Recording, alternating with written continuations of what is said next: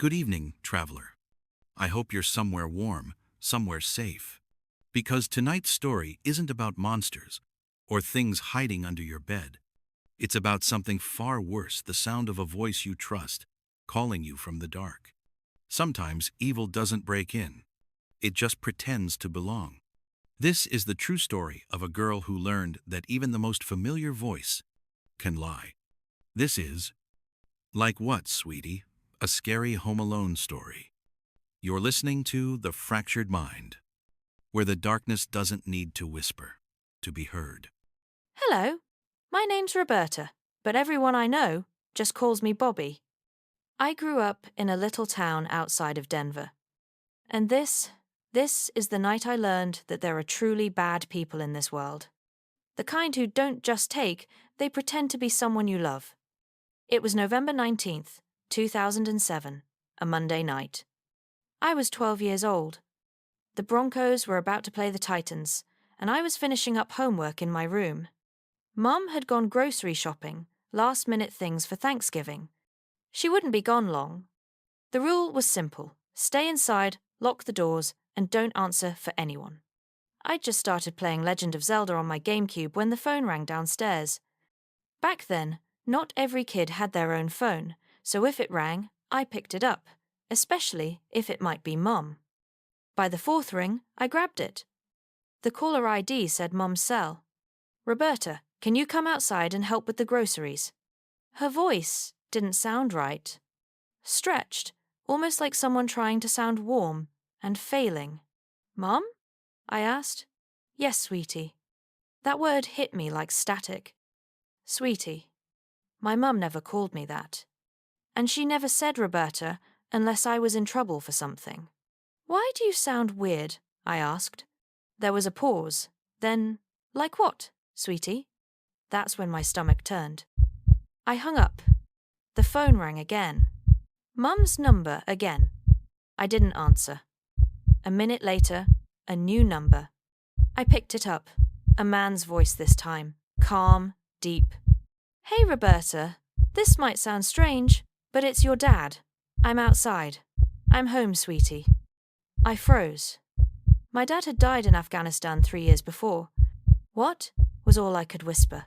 He said, "I'm outside. I have a lot to explain." The phone slipped out of my hand. It kept ringing, over and over, until the sound just blended into the silence of the house. Then 3 slow knocks on the front door. The same man's voice. "Roberta, it's your dad." The doorbell rang, the handle rattled. Someone was trying to get in. I did what no 12-year-old should ever have to do. I called 911. The operator's voice was calm but tight. She told me to hide somewhere with a lock. The bathroom was closest. I ran inside, turned off the light, and pressed the phone against my chest to quiet my breathing. Then came the scraping. Someone was trying to lift the bathroom window. Then another window. And another. They checked every door and window.